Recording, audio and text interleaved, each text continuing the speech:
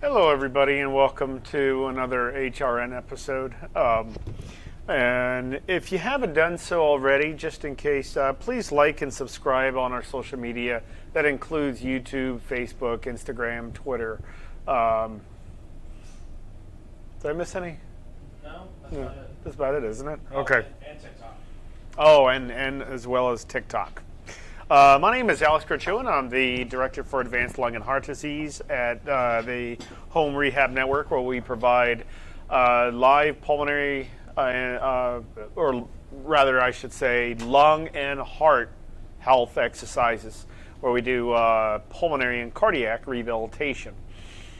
And that's, for people that don't know, that means we do therapies that are live with our patients. So we use it through Zoom, which is covered by insurance, of course. And of course, we have My New Lungs, Denali, and the Delta V companies as well. So today's topics, we're going to be discussing and explaining asthma a little bit more in depth. We do have a comment section on our social media platform. As you're viewing this, if you have any questions, comments, or concerns, please write them in the comment section, and we'll be happy to address them if they're relevant to what we're asking. So if you bring up like how to change a muffler, I probably won't. We're going to have to probably skip it because we are pulmonary people. Anyways, I don't know about that. I mean, that's pretty viable information sometimes. it is, but I am not a mechanic. Yeah, might need to go to a different stream. Yeah. Also, if anybody is not subscribed to My New Lungs, we do welcome you to check that out. You can find the link to My New Lungs in the description of this live stream. Yes. You know, I was at the American Thoracic Society conference last week, and this is over in Washington, D.C. There was a lot. It was a lot larger of a conference than I've ever been to. It was very, very nice, but a couple things upset me, a couple things upset me when I was over there. So at these conferences, we have to spend money to go into these conferences, of course. And usually they will give meal vouchers for the salespeople and the other people that are demonstrating their services or products at these big, huge international conferences.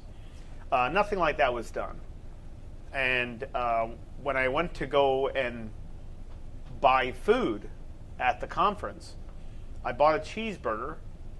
Okay, mind you, cheeseburger. I had a small bottle soda, Coca-Cola, I think it was, and a side of chili.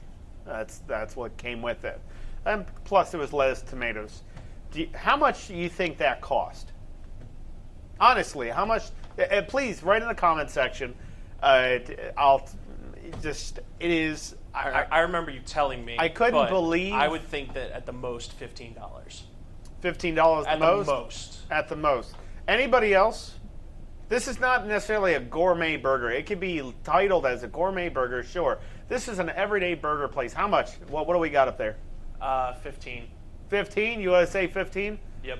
Okay. 20 from 20? Yeah. Okay, I'll go with 20. You sure? $15, $20 for one cheeseburger. One cheeseburger, a soda, and some chili. Little bit of chili. Guess how much I paid? Anybody else? Who else? We got $10. $10. I feel like I'm reading out an auction here. We got $10 over here. Anybody else? 22. 22. Okay. I was very upset. And I got charged $58.80. It was about $60. $60 for a cheeseburger. That's just taking advantage of people. No, that's illegal. That's called extortion by legal terms. That's extortion. I was very upset, and they didn't give any meal vouchers, but they expect people to eat food at the conference, of course, inside the conference, but as a vendor. $60 you'd have to spend for, let's say, for a cheeseburger with some chili, and the guy said it was going to be an excellent cheeseburger. I said, okay. Okay, I don't think any I had to throw cheeseburgers half were- of it. I had to throw. I couldn't eat it. I was starving. I literally couldn't eat anything else. They had a lot of foods over there that were very sweet. There was nothing that was, I would say, very healthy. They're all very sweet. There were things that make you either thirsty or make you want something else afterwards. That wasn't the only thing that upset me. That wasn't the only thing that upset me. And I understand the world we live in. I understand. Okay, I understand things feel like they're sometimes harsh, and that they you know, depending on circumstances, I'm sure they are. But that wasn't the only thing that upset me. It wasn't the fact that you had to spend that much money off one meal. You know, there was plenty of water, which was great. There was plenty of water at the conference. But no, that wasn't really what upset me also. There was a bunch of people outside of the convention center for Special Olympics. Not kidding. Special Olympics. These were, people wearing Special Olympic T-shirts, grabbing donations from the doctors and clinicians coming out of the convention centers for donation. And I was looking, and I've worked with the Special Olympics before. I've worked with, there was some people, I mean, they had Down syndrome. One had microcephalia, which is it's a shrunken head. And these people, I tell you, have more passion and more oomph than you could ever possibly imagine. I mean, from Down syndrome. I'm not trying to, I'm just pointing out a fact. I've worked with these people that were they termed as handicapped, but they had more guts, more drive than anybody I've ever seen in any athlete. And I've met a lot of athletes. I've actually worked with a lot of athletes, MMA fighters and things like that, rehabilitating people like that. And so these people were going out grabbing donations. And they were, the way they were going were pretty aggressive. So I approached them. I said, hey, what are you guys doing? We said, we're grabbing donations, and for the Special Olympics because these people need all this help. I says, out of curiosity, I'm not trying to cause anything, but where's your permit? What? Your permit. Where's your permit? And I see these doctors on the side. I'm not a fool. The people know me. I'm not even close to the vicinity of a fool. And I said, where's your permit? You're on the property. Where's your permit? I'm just curious. And I said, because I've worked with these people before. And they got upset. They said, we don't need a permit to do this. I said, actually, you do. To be on property like that, you have to have a permit. I said, well, who gave you permission to be here? And he said, so you're taking money? I said, I'm just out of curiosity. Who is your point of contact? And the person was being sarcastic and said it was Chris Pratt. That's what it was. The celebrity, Chris Pratt.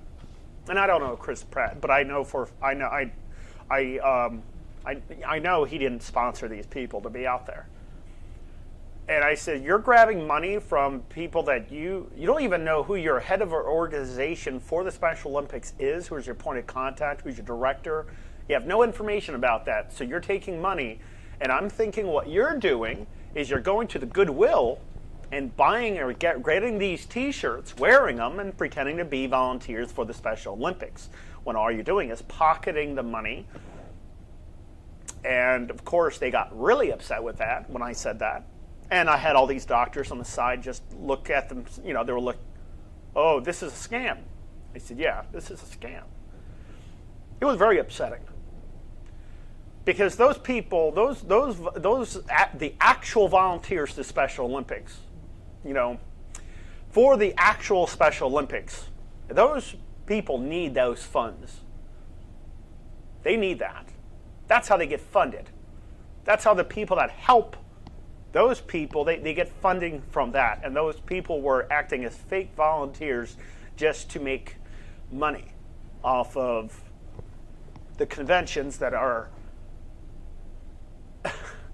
cheeseburger, $60. Michelle says that it's sad that our world has come to that. It's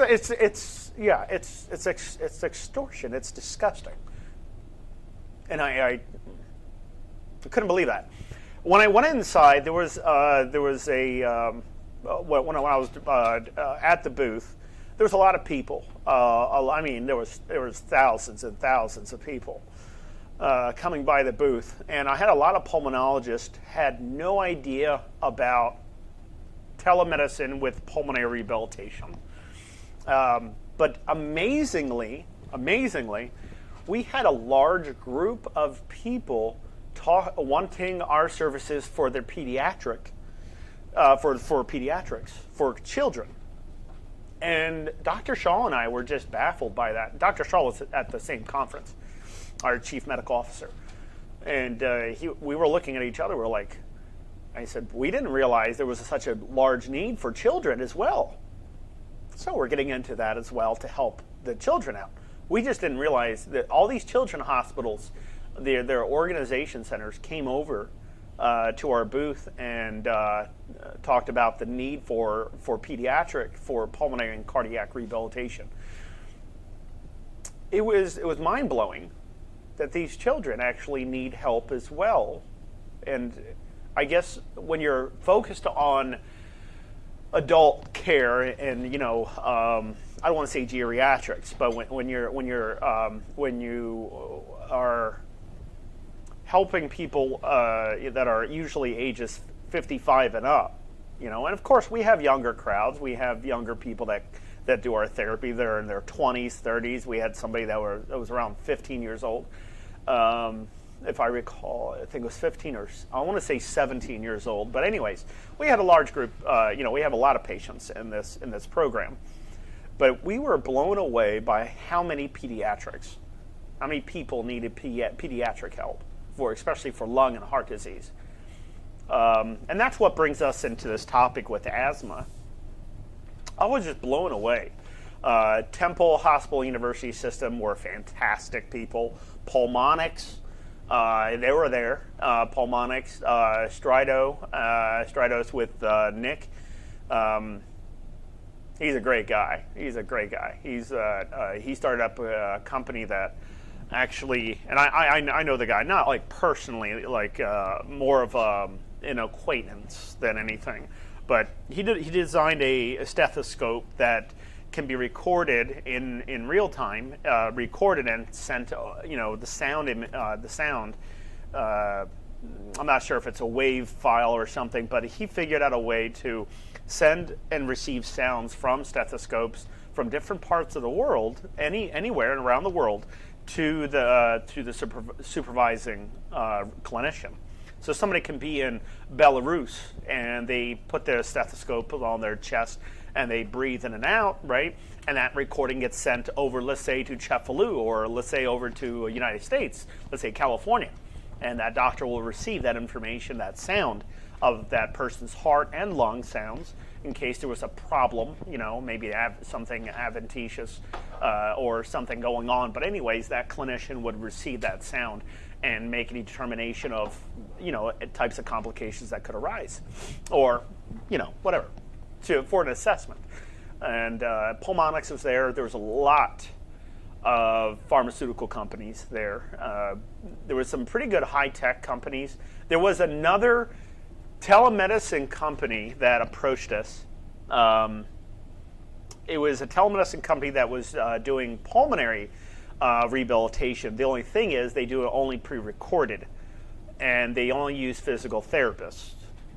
So the CEO approached me and said, we would love to partner with you guys because we heard you guys are very excellent and everything. And I said, yeah, we are. We're very excellent at what we do. And I said, what do you guys use? Respiratory therapists? And they're like, no, physical therapists. I said, for pulmonary rehabilitation? I said, but physical therapists only go to schooling for respiratory knowledge for like a semester, okay? And they were like, yeah. I said, why didn't you just use the respiratory therapists?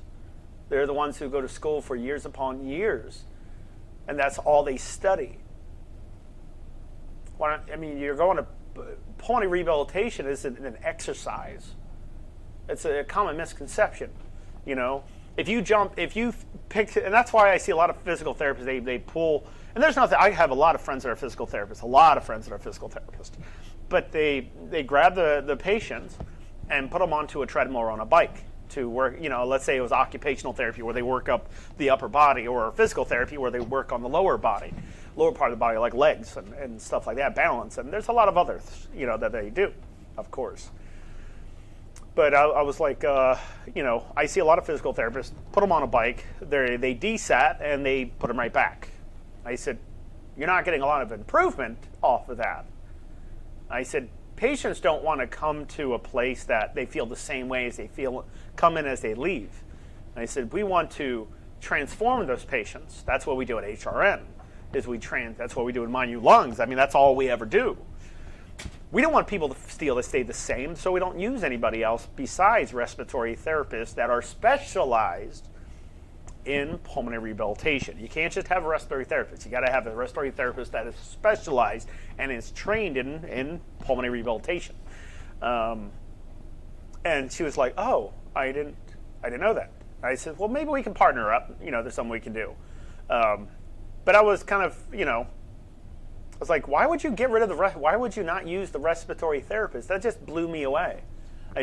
I was like baffled by the whole concept. Maybe they didn't consider, like, what's the old expression? You ask a plumber to do your sink, not shingle your house. Well, yeah, it's like, you know, a lot of these people, especially I can only account for the patients that I've seen. You know, I can only talk about the patients I've seen in a sense. But a lot of these patients that I see that come into this program, you know, for pulmonary and cardiac rehab, you know, I'm able to see them, they're able to see me. But the craziest thing is that a lot of people, when they start out with me, are not able to do more than a minute of exercise. Like, some people even fly short of that. You know, they're like 15 seconds, 30 seconds before the person has to sit down and rest. So why would you keep putting them on a bike? It makes no sense. Why would you put them on a treadmill? All they're going to do is just get discouraged. So that's not what I do. That's not what we do. We have to get their pulmonary system better first. You know, let's work out the lungs, work out the muscles for pulmonary. And there was this Harvard Medical School that Dr. Shaw was talking about, Harvard Medical School professor that wants to head one of our studies. And Dr. Shaw is working on with that person from Harvard Medical School. That's amazing. That's huge. That's nothing to. That's amazing. You know, we have Harvard, we have Temple, we have all these organizations. Johns Hopkins, we have Mercy, Sinai, we have Houston Methodist, I mean, just an amazing amount of fine-tuned doctors and facilities beyond. We have Inova.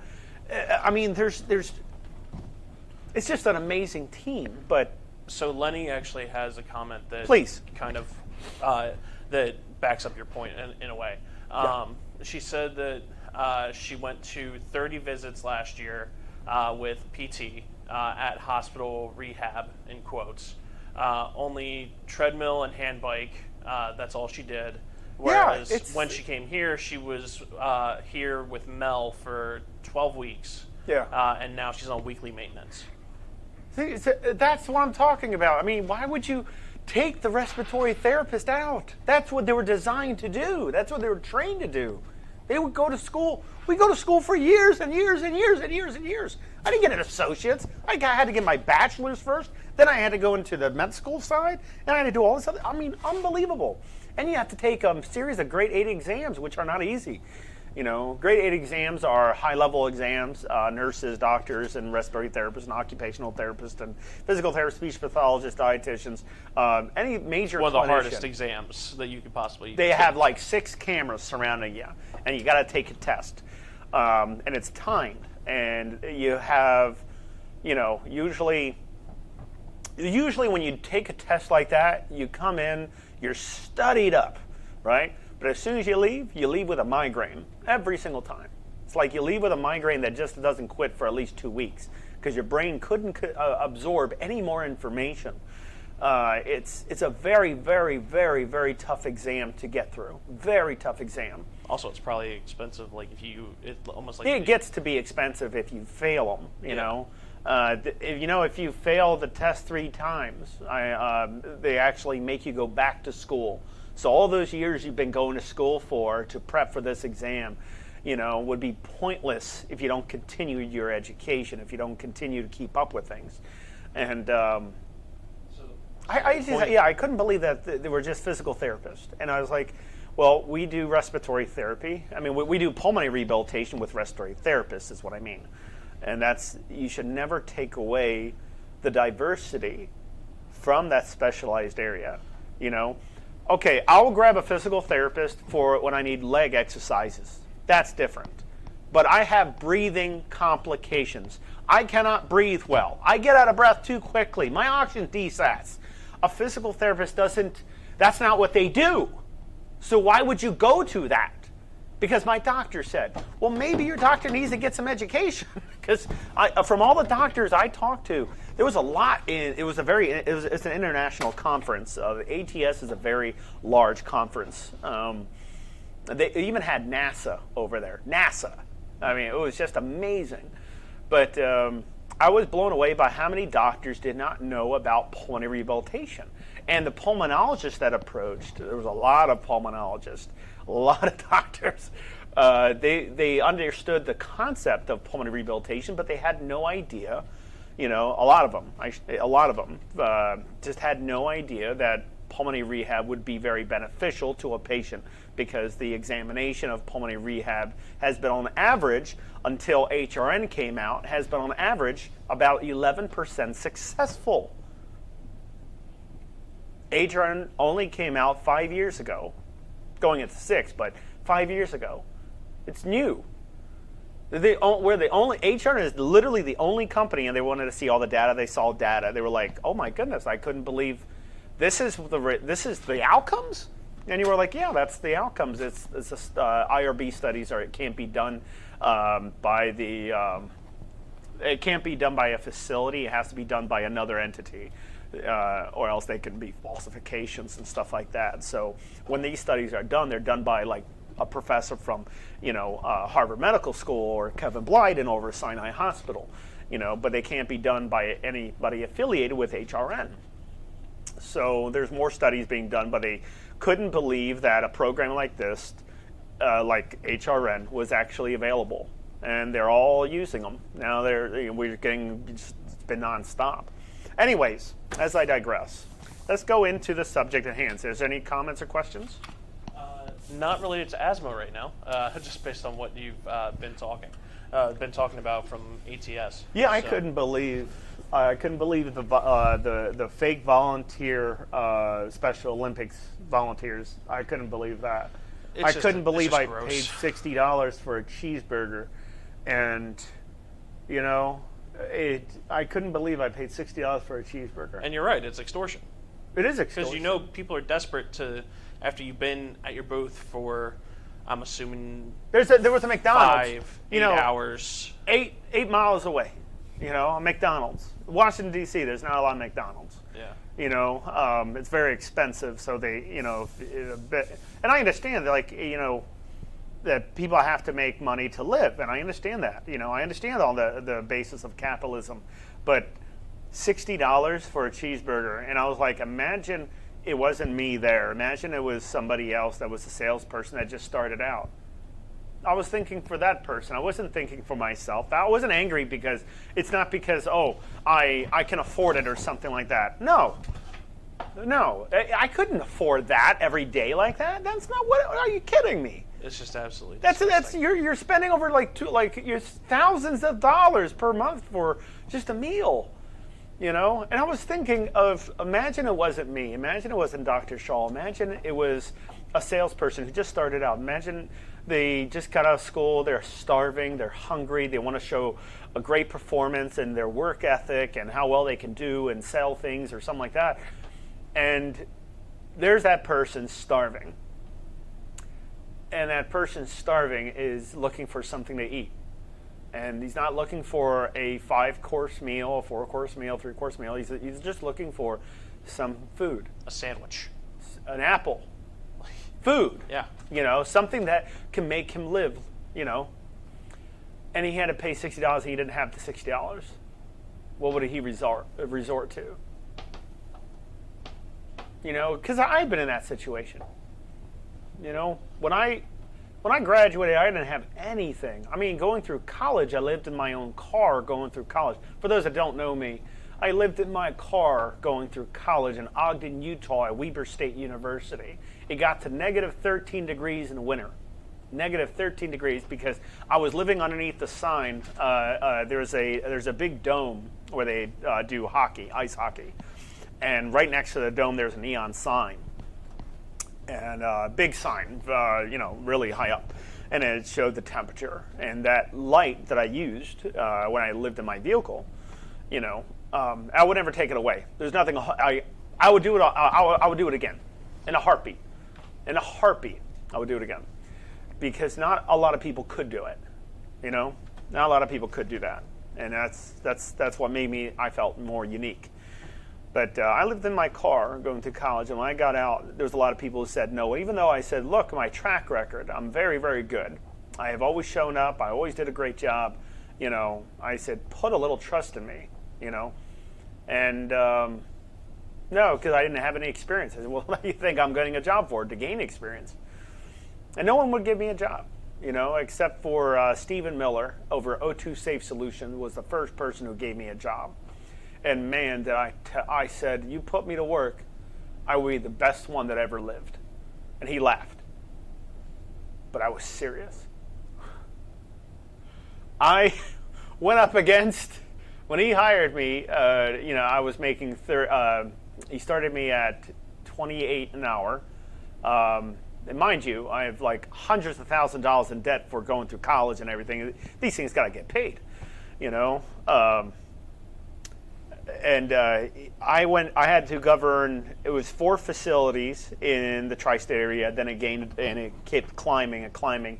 Eventually, I started governing about 75% of the rehab facilities in Maryland, Washington D.C., and Virginia.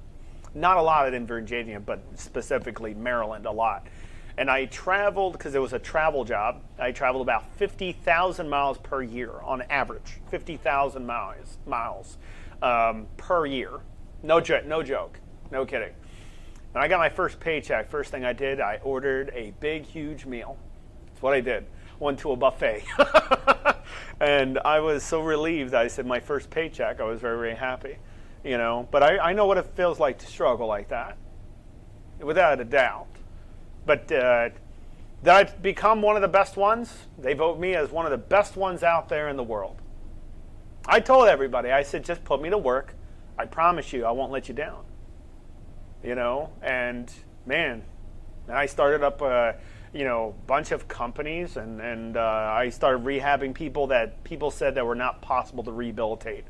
And I love that challenge because it was everybody else, ladies and gentlemen, it was everybody else, that said no to me were the people that were average clinicians, I felt, right? Let's just say.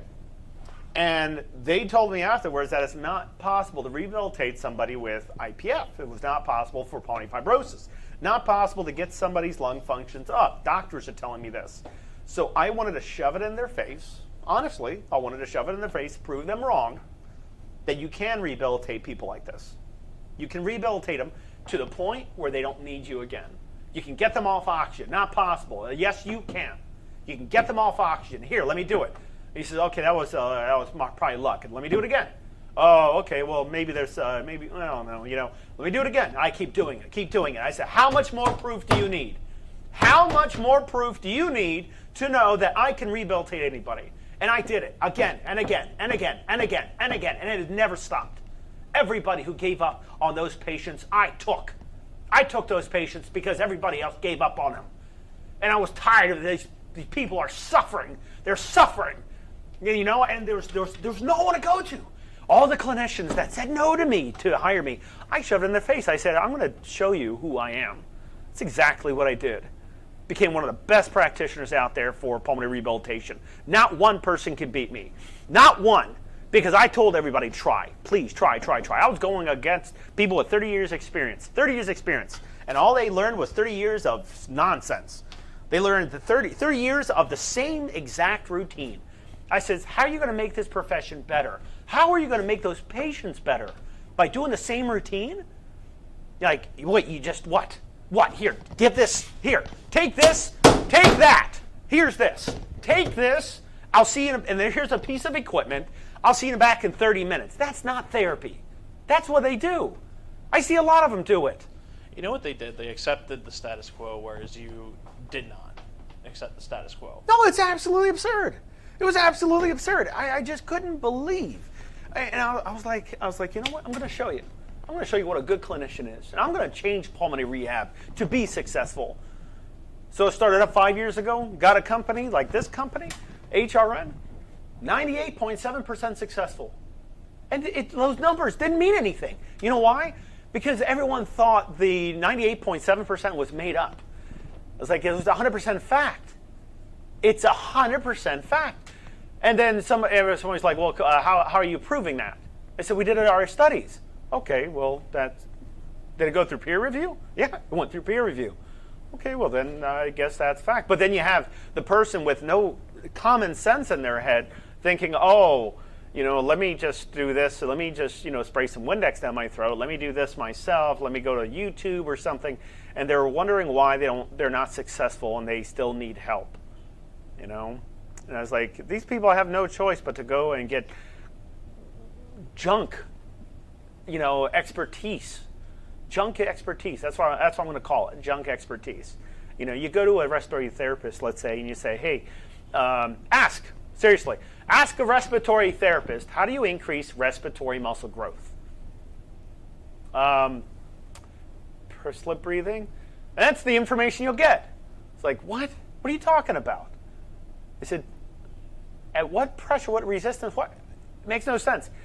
Every respiratory therapist I train, I've never met one respiratory therapist yet that did pulmonary rehab successfully.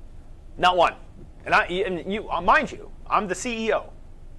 Okay? I'm the Chief Executive Officer. Dr. Shaw, Chief Medical Officer. We've seen respiratory therapists, a ton of them, and you have to train them completely different. Completely different. You know why? Because they understand lungs. They understand the circulation, perfusion, things like that. But how to do pulmonary rehab to get somebody not needing you ever again, to get somebody to walk further, decrease the work of breathing, weaning them off oxygen, that takes talent. That takes a lot of talent. Oh yeah, I was irritated. I was mad. Here, all right. Now, as far as asthma, we're going to be talking about asthma. How much more time we got? We got about a little under 30 minutes. Beautiful. But let's give context as to why we're talking about asthma today, Alex. May is Asthma Awareness Month. Mm-hmm. So we wanted to, as we're on May 30th, as of this live stream, we wanted to shed some light on asthma for Asthma Awareness Month. So I'll leave the floor to you, and you can take it away. So let's go over the simple definition. I like to go over the book definition, and then I would like to go over an easy way to understand it.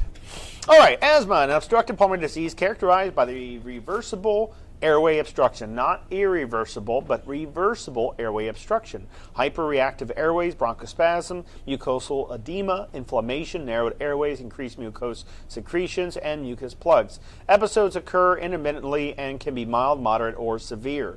Various stimuli can cause the increased airway responsiveness. Status asthmaticus, which I'm very proficient with, is a severe life-threatening airway obstruction due to acute asthma attack that is unresponsive to optimal treatment over time. What that means is let's pretend this is a medication. Okay, this is a spacer, it's not a medication. So let's pretend this is, let's say albuterol, 2.5 milligrams albuterol, used as needed, doctor prescribed. And person has asthma. They don't have status asthmaticus yet, which is pointed out here. Let me give you a good understanding on this. Status asthmaticus is where you basically take your treatment too many times because you think you're a doctor and you think you know better than a clinician. So the person, what they would do, I'm not kidding, it's completely ridiculous. What the person will do when they do it wrong, they will do something like this. They'll inhale it, but they'll puff it like 30, 40 times, like 10 times, 3 times. You know, they're like puff, puff, puff, puff, puff, puff, and as they inhale it, they take too much of the medication, developing a condition called tachyphylaxis, where instead of being prophylactic, you know, and preventative, you're actually developing an immunity to that medication. So now the person who has asthma could be treated with regular albuterol, now has status asthmaticus, and they need a higher dose of albuterol concentration, higher than 2.5 milligrams, or maybe a steroid with it, you know, to help reduce the site of inflammation. Steroids are 5-carbon sugars. So, but anyways, that's what status asthmaticus is where somebody that has asthma has a very life-threatening disease, but they develop a tolerance to a certain medication like albuterol because they were abusing it. Another thing that blew me away is when I started in respiratory therapy, you know, with like just simple albuterol, there were patients coming up to me and says, well, I use it when I'm out of breath. I says, why would you use it when you're out of breath?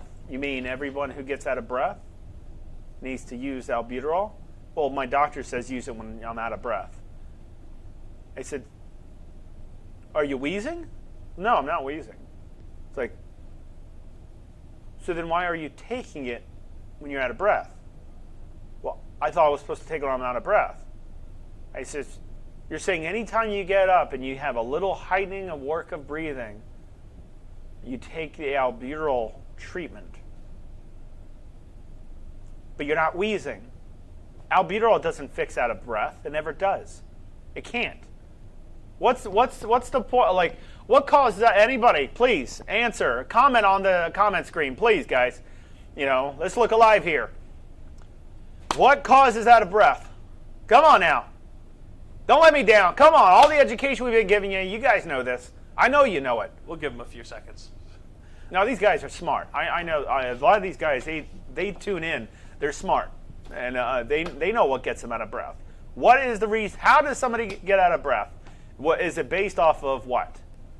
Pamela says out of shape. I mean, that could be a factor, but that's not the answer you're looking for. That's not the answer I'm looking for. What causes out of breath? Not being out of shape. Even if you're out of shape, by doing a little stuff doesn't mean you're always out of breath. Like, what causes the trigger of feeling out of breath? Come on. Come on, anybody. Come on. I'm not going to make you look foolish. Don't worry. What causes out of breath? Is it low oxygen? Diane got it. CO2. That is perfect. Diane nailed it out of the ballpark. Boom! You hit it right out of the ballpark. CO2. So how in the heck can albuterol take away CO2? It can't. It's a beta-2 specific drug. Kind of non-specific because it's not like a LAMA, like a long-acting muscarinic antagonist. It's a short-acting, it's a rescue inhaler. And all it's meant to do is dilate your airways. It's a beta-2 specific drug. Any other comments on there? I'm seeing a lot of people jump up there. Sorry, I was turning my mic on. Mary says too much CO2. Very good. And then good job, Mary. Mary Ann says, I use mine when I'm short of breath and wheezing. So you can't use it when you're short of breath. It makes no sense. Because albuterol is a bronchodilator. It's not an out-of-breath machine. It's not. That makes no sense. Now, maybe when a doctor is saying, use it when you're out of breath, they're thinking you're wheezing. But if you're not wheezing, you're taking a drug that is not necessary and needed, and you're developing. Marianne says that she uses it when she is also wheezing.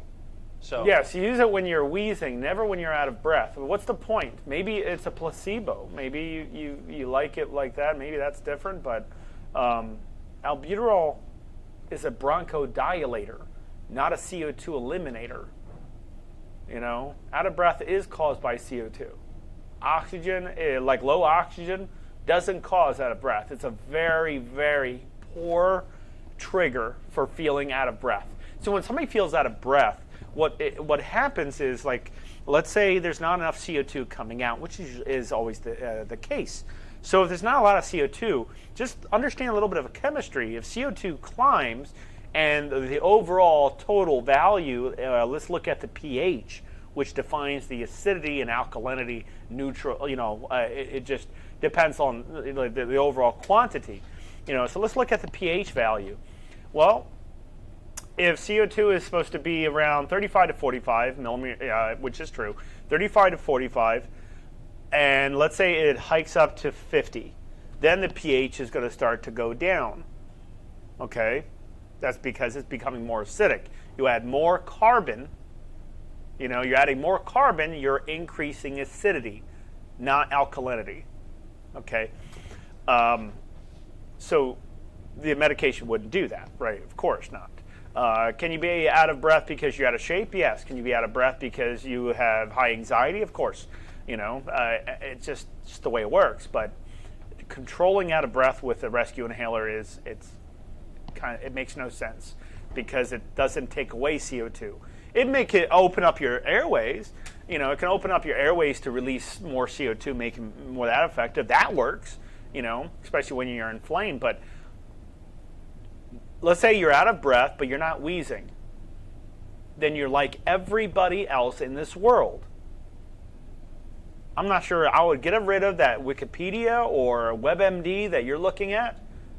I'm telling you, as a very, very good clinician, very good respiratory therapist, an awarded respiratory therapist, and all I do is pulmonary rehabilitation for years and years and years. This company's been 5 years. I've been in pulmonary rehabilitation all my life with after school. I'm 45 now. You're talking about decades and decades. I've been in the field for a long time. So take it from somebody who is experienced. I'm not going to give you false information because you'll never trust me again. I'm going to give you facts. Out of breath is caused by CO2. Oxygen is a poor regulator. So it's a very poor regulator. Like for instance, let's say you have an athlete. He's running up a hill. Oxygen looks like 96, but the heart rate's 145 beats per minute. The person is 40 years old, let's say. Okay, the person's out of breath, but their oxygen is all the way up high. But how are they feeling out of breath? My point is, oxygen doesn't cause out of breath. Now, let's say you have somebody who is satting instead of, let's say the athlete is satting at 96%. The person is very out of breath. Their heart rate is at 140. Let's just make the math easy. 140. Then you have the person whose oxygen is at 80, 85, 80, 83, whatever. And the person is out of breath, not because of the oxygen, but because of the heart rate. So this person's heart rate, this other person, not the athlete, this other person is satting at 83% with a heart rate of 140. Which people are legitimately out of breath? Both. Why is the athlete out of breath when the oxygen is good? Because oxygen is not a governing, it doesn't govern out of breath. So when CO2 climbs, it's like a pain receptor. If I touch something hot, my first instinct is to pull my hand away so I don't keep burning. So I know that, right? Okay, when you're out of breath, okay, your body's telling you need to breathe to get rid of more CO2, right? You need to breathe. You need to get rid of course, you need oxygen, but oxygen isn't the reason why you get out of breath. So both people have high CO2. The person that is satting at 83% while the person is at 96%. But remember, the oxygen isn't the reason people get out of breath. So let's take that out of the way and look at the heart rate. That's how you can determine how out of breath somebody is objectively. You can determine subjectively by yourself, but you look at the heart rate. A good way to determine how high your CO2 is right now, everybody, is just look at your heart rate. If your heart rate's high, your CO2 is high. If it's normal, if it's within good range, what's a good range of heart rate? 60 to 100. Okay? Anything higher than 100 or higher is tachycardic. So the higher your CO2 is, the higher your heart rate will be. Okay? It's not rocket science. It's just, that's just what triggers the out of breath feeling. I'm feeling out of breath. It's because I'm out of shape. That might be a reason why I'm out of breath so quickly, is because I'm out of shape. But a lot of people are out of shape. Doesn't mean anything. It just means you just got to develop more tolerance to an exercise. You get somebody who needs pulmonary rehab, you don't just jump them onto a treadmill or a bike or something. You got to work their lungs out so they can pull in more oxygen, get rid of more CO2, so when they perform on a bike, when they perform on a treadmill, they'll feel like, oh my goodness, I can do it now. Because you're fixing the pulmonary problems. So, of course, asthma. Definition: prevalence start by defining asthma as a chronic respiratory condition caused by inflammation and narrowing of the airways. An easy way to understand what asthma is, it's hereditary, first off. Most of all asthma is mostly hereditary. But can you develop asthma later on in life? Yes, of course you can. Okay. Is asthma automatically declared as COPD? Nope.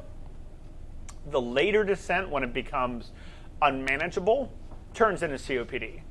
So remember, there's 5 types of COPDs. Bronchiectasis, cystic fibrosis, asthma, but the later descent of asthma. What's the other one? Emphysema, and not bronchitis, but chronic bronchitis. You have to understand there's a difference between acute and chronic. Chronic is something that's long-term. Acute is short. Like if I went into... let's say I went outside and I threw some ragweed. I'm not sure why I would do that, but let's say I threw some ragweed in my face. I would inflame, my face would swell up a little bit, right? Because I might be allergic to it. Okay, that's not an asthma attack if the reduction of swelling gets reduced in a little bit. But if it doesn't get reduced and my airway is overreacting, swelling up more and more and more, that is asthma. Easy way to understand asthma is that everybody has a form of it, but it doesn't mean it's like a direct, label as you have asthma. What I mean by that is if you go outside, it's usually natural. If let's say you go out in the cold, it's very cold out there, and you started wheezing a little bit because of the shock of the cold temperature hitting your airways. Okay, that's not asthma. But let's say you go outside, and your airways close up just a little bit, but then goes back after a bit. Okay, that's not asthma. You had a small acute sensitivity to the temperature, and your body, regulated itself, and it went back to regular airways. Like dilated. Somebody with asthma, different type of response. They go outside, and let's say it was environmental exposure type of asthma, not like exercise-induced asthma. So let's say somebody goes outside, they have asthma, and it's very cold outside, and the very cold air shocks their airways, and it will start closing. While the other person will start dilating back, their airways will just keep closing, and stay that way, until they're dilated. And that's why they use a bronchodilator, okay? That's what the albuterols are meant for, But yeah. That's an easy way to understand it. Was that pretty easy? I think that was easy enough. And that explains why it's called a bronchodilator. Bronchodilator, not a CO2 eliminator. So it doesn't do anything for shortness of breath. Yeah, if your doctor says use it when you're out of breath, go ahead. But I'm telling you, there is no drug that gets rid of CO2. It's opening up your airways, breathe. Opening up the airways more, getting the lungs to open up all the way, getting more surface area in there. It's not tough to do. If it's all right with you, I'd like to answer some common misconceptions about asthma. Love it. Please do it. So, asthma as a childhood is just a childhood condition. No. It is not just a childhood condition. While asthma is commonly diagnosed in children and can affect individuals of all ages, many people mistakenly believe that asthma disappears as children as they grow older. Bas Rutten he's a Hall of Famer MMA fighter. Very, very good. I know the guy, but not like personally, I've talked to him on the phone a lot. We've texted, we've done business together and stuff like that. But he's a Hall of Famer fighter, and he used this device here. So he made this device. It's called an O2 trainer, this device right here. And it has his special logo on there, because Bas Rutten always loved to do where he jumped and created, his legs came out to do a split. This guy is, I don't know, I think he's 56 years old. I can Google that. I'm not joking though. He's 56 years old, right? A couple of years back, if you do a little research on the guy is 56 years old. Okay, something like I want to say 54, but 56 is jigging in my head. But anyways, the guy went into a bar, and there was 4 or 5 bouncers thought they could all take him. Bas Rutten. Bas Rutten is a Hall of Famer, 54 years old. Okay, and he does not look 54. He doesn't look his age, obviously. But bouncers, big, huge bouncers. 58. 58 years old. Oh my goodness. He's 58 years old. Yeah, 58. He took on 5 huge bodybuilder bouncers, like no problem. He said he might be mad we just put his true age on there on the internet. No, he's a good guy. He's a very good guy. A lovely guy, great personality. He's one heck of a trainer, I tell you that. I would love to have him show me how to do some of the things he could do. I'm just saying, I don't want him mad at me. But that guy, he literally took on 5 bouncers at the same time and walked away. Didn't even get a scratch on him. This guy was just unstoppable. Anyways, he designed this. He had asthma. And then he said after using this, he doesn't have asthma anymore. So the common misconception, that's the reason why I thought it was relevant, I feel like it was relevant, is can asthma go away? It doesn't necessarily go away. You know, it's there are still more studies being done, but asthma it's a common condition affecting millions of people worldwide. It's pretty popular. Usually you find it more in younger generation now than older generation. Okay, but like I said, there is still a lot of, and triggers can be all sorts of triggers. Asthma triggers could be all sorts. It could be pollen. It could be exercise induced. It could be from any type of exposure. It just depends on what type of asthma you have. And of course, how do you diagnose asthma? You have to go to a pulmonologist, and they have to do a pulmonary function test. Sometimes they'll do what we call a provocational dose of 20. What they'll do is during the pulmonary function test, they will actually provocate your airways, purposely causing you to wheeze, and they'll have you do a test, through the breathing machine.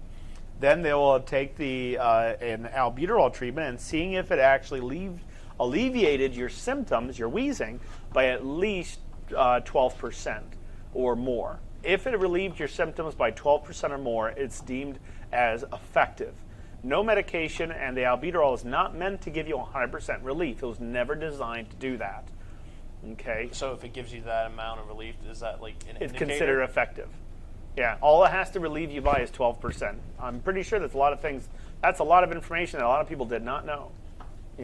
There is no medication that's supposed to give you 100% relief. If you're looking for something that gives you 100% relief, then you're looking at something with a lot of side effects. Okay? Everything you consume has a type of side effect. A lot of them are just very, very beneficial. But like, for instance, if I drank too much water, what's the side effect? Drowning. Urination. Oh. Love how I went to the extreme. Yeah, no, just urination. But let's say I have kidney disease and I'm drinking too much water. What's the side effect? Swelling. Then you have to, take Lasix and, some diuretics to kind of drain the fluids out from you. That's everything you consume has a type of side effect.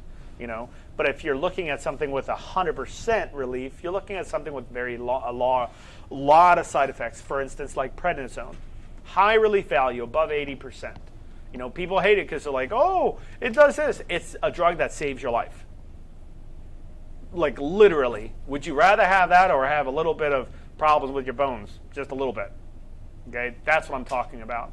It's there's pros and cons, but you sometimes have to look at the pros and look at the cons and seeing if the pros outweigh the cons. So to go into the next misconception. Please, go ahead. Asthma is purely psychological condition. I don't understand how this is a misconception because it doesn't Psychological. I think that person needs a brain transplant. Yeah. Anyone that thinks that. Maybe they got the wrong brain. I guess. They got Abby something. John doesn't know that joke. Does anybody remember which movie that's from? Anybody? John doesn't know that joke. I know he doesn't know that joke. Yeah, Do you know that joke? No. You don't? I don't know that joke. You never saw the movie Young Frankenstein? You mean With, yeah. Gene Wilder? Yeah! Oh, with I know Yeah. exactly what you're talking about. He said, and Igor, I love that Igor. He was so awesome. He comes in, and he goes, and obviously he dropped the brain that of the one he was supposed to grab, and there was one that said abnormal, and I guess he didn't understand he's just he was acting it out. Anyways, he grabbed the brain and put Frankenstein put the brain. Frankenstein's the not the name of the monster. It's Frankenstein. Frankenstein, exactly. Frankenstein. Flamnuka. But anyways, he put the he puts the brain in the Frankenstein's monster, and obviously he reacts to it and everything, and then he's like, what brain did you happen to get? And of course I'm not doing this verbatim, but he's like, and you won't get mad. I will not be upset. And Igor's like, Abby something. And he says, Abby something. Abby who? Abby normal. He says, I believe that was the name. He says, you're telling me I put an abnormal brain in a 6'7" 6'7", 230, 50 pound, something like that. I forget the stats. Into this big gorilla. And it was awesome. I love that classic. movie. I gotta see that tonight now. Yeah. My favorite one is Robin Hood Men in Tights. Yeah, Men in Tights. That's a funny one. I like that one. Yeah. Anyway. All right. What's the other misconceptions? So we got 3 more. So another one is people with asthma should avoid physical activity. If you avoid okay, that's crazy. If you're a person that avoids physical activity, all you're going to do is get weaker, and that's how you're going to go out. You'll get weaker, and then you don't have the strength to even stand up, carry along, and basically you'll be bedbound. You stay bedbound for a long time, develops bed sores. Bed sores then start to, a bed sore can easily be made. All you have to do is take your finger, push it on your skin, push down nice and hard, alleviate the pressure, and you see all that. You see a little spot that I just created? All that capillary blood got moved out from that one spot. So let's say I kept my finger there, and I kept it there. Is there blood circulating to that area? No, of course not. So what happens if I keep it on there for, let's say, a couple days? If there's no oxygen, there's no blood, there's no oxygen, there's no nutrients going to that site, that means that site eventually is going to die. That's called bed sores. Bed sores can lead to a lot of problems because if you're cutting circulation off certain sides, especially laying down in the bed, body doesn't want to sit still, doesn't want to lay down for too long. It wants to go to sleep, of course, but it stays still too long, you're just going to go into problems. So I would have to say that misconception is ridiculous because that's something you have to move. You have to be able to exercise. I'm not saying do a marathon, but you have to be able to exercise a little bit. So the next one is that asthma medications are addictive. I don't think it's addictive. I think it's more, it could be psychological. People that take their asthma medication, tend to be very habitual about it, but they sometimes don't understand the education that I found, especially with the American Thoracic Society when I was over there. At the conference, there was a lot of people that didn't even understand that when they are trying to explain something to the patient, a lot of doctors were talking to me about this, and they were saying that a lot of patients didn't understand the use of an albuterol treatment should not be used habitually, only when needed. So the person was taking their medication, like there's a lot of people do this. They take it when they first wake up, they take it in the middle of the day, they take it in the evening, and it's not meant to be used like that. It's used only when you're wheezing. Some doctors think when you're out of breath, you're wheezing. Because sometimes when you're out of breath, especially exercise-induced asthma, is pretty known. It's pretty popular. So they're thinking every time you're out of breath, you're wheezing. So they say, hey, take it when you're out of breath. But it doesn't fix out of breath. It fixes wheezing episodes when you're wheezing. You sound like an accordion, So the last one here is that asthma can't be cured or even managed. These are ridiculous. Of course, they can be managed very, very well, managed very well. And I don't know about a cure because there hasn't been any evidence on certain, COPD in general it's not a very well-funded disease. It's not a well-funded disease, meaning there's not a lot of research. So they're doing more research now, especially when COVID happened, because now COVID is more of a respiratory problem.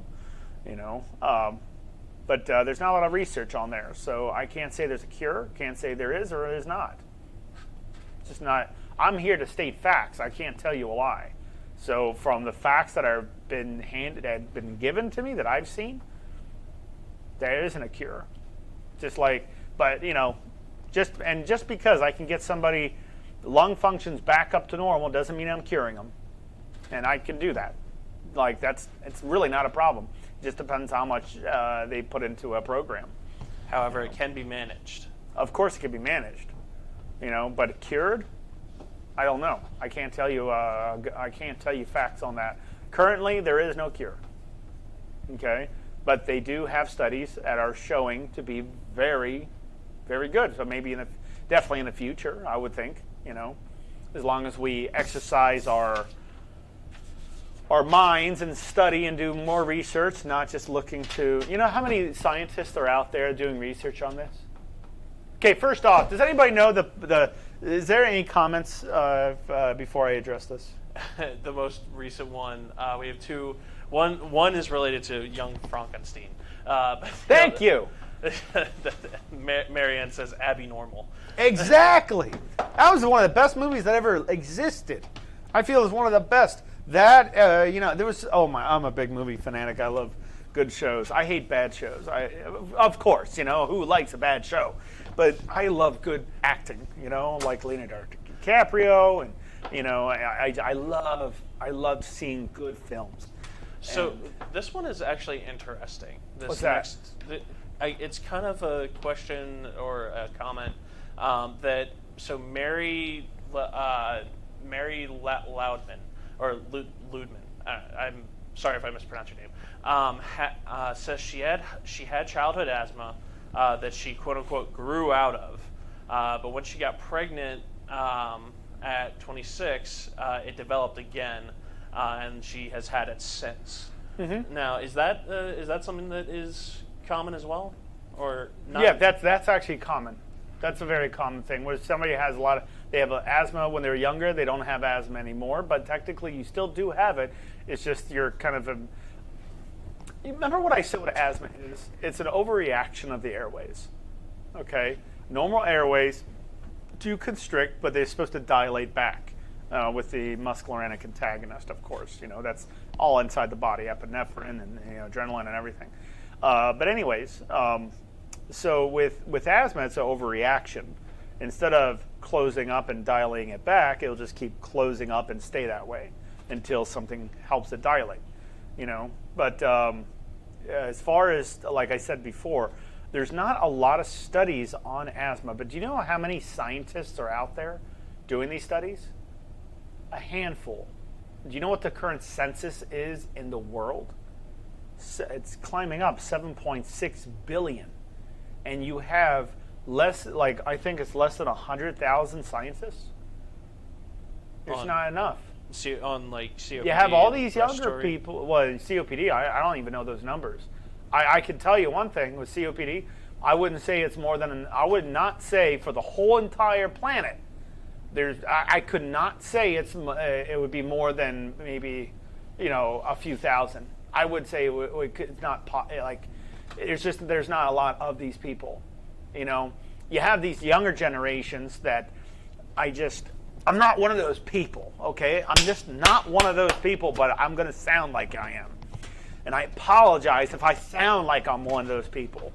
But the younger generation are trying to do TikTok videos and YouTube videos and all these things to gain more followers and subscribers and stuff like that.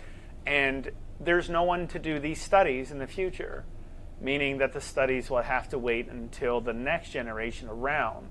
It's just how it is. So you have to wait maybe another 100 years before the next generation will take science as more of a better take science in reality that is a necessary topic to use. And the younger generation, they're just getting out of, a lot of them are going into games and stuff like that, but there's nothing really for research. So keep that in mind, like if you have a grandkid and they're wondering what they should do, throw out in their brain, maybe you should be a scientist that does research. But that's so boring. But you would be the highest paid profession because if there's not a lot of out there, then there's a high need for these people. Yes, you might need to get a PhD, doctor's degree, of course, But yes, it would be a very, very high paying job, I promise you. Any other comments, questions? Mary just says that is crazy. Yeah. When we looked at it, we saw there was just a handful of people to govern that. Like before COVID, there was only 831 facilities that were that did pulmonary rehab in the United States to govern over 24 million people in the United States that were diagnosed with COPD. There wasn't enough out there. Now there was 10% left, and there's not a lot of places left open. And we're the only ones that are open, of course, that are covered by insurance. That can be done virtually because we found we said that it has to be, there has to be some of these people can go to, and of course we developed this program before COVID. This was way before COVID. I just wanted something to help people that return back home or they need pulmonary rehab and they can't get to a facility, and that's what this program was done, made and designed to do. Meant for. Yeah, it was meant for, exactly. So we're over time. Okay. Yeah. We're over time. Well, hold on. Let's see. All right. How many people are up there? Solid 13. 13. All right. For the 13 people up there right now, what topic would you like me to go over for next time, please? And for the people who are just viewing this, write in the comment section, and I'm pretty sure John will look at the comments later and see what topics are coming up more, like if you want me to do something as far as what? Walking and breathing, exercises, stuff like that. What topics would you like me to talk about for Thursday? So let us know for any topics also in the future as well. Any topics coming up? Marianne says asthma/COPD overlap. So Okay. So, Anybody else? Nothing as of right now. However, please feel free to add that into the comment section. Oh, bronchitis from Diane. Is it chronic bronchitis or just bronchitis? She just says bronchitis.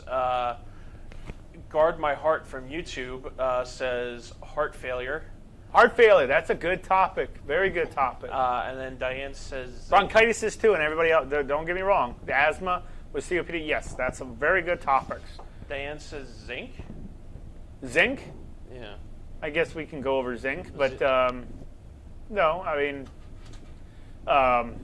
pulmonary topic. Zinc is not a pulmonary disease.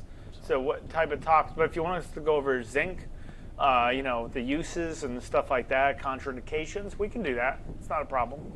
Write in some comments, and I like the chronic bronchitis. If that's, like the bronchitis and the COPD, of course, and the the asthma. But the heart disease, I think that's a great topic to get into. Heart disease. Oh, okay. Here's an interesting one. What's that? Post-op aspiration pneumonia recovery. It's called nosocomial infection. As you obtain it inside, and yes, we can definitely go over that. That's a great topic, especially how to recover from that too. It's a great topic. Besides with antibiotics, I love that topic. Those are some great topics. Got everybody, ladies and gentlemen, thank you very much. And I do apologize if I was ranting on about the, ATS. These are all doctors, man. The clinicians, they're nurses, they were respiratory therapists, they were people that serve the community, and there was not a trillion of them. There was not like a ton of them, but there was a lot. There was a lot of them, and I was just blown away with the cost of a cheeseburger, and the fact that people were scamming. It's ridiculous. It's ridiculous, but it's like, imagine if you were if I was somebody else that didn't, and I'm just starving. What would I resort to? Stealing. Literally, that's what I think I would resort. I'm being honest, and I don't think there's anything wrong with being honest, and I'm being honest. If I was starving, like legitimately starving, and there's no place to get food from, and I'm asking, I think I would start stealing. That's $60 for a cheeseburger. I couldn't believe that. I could not believe that. I was so mad. Anyways, everybody, thank you very much. And again, I apologize for the ATS. You have nothing to apologize for, Alex. Thank you guys so much.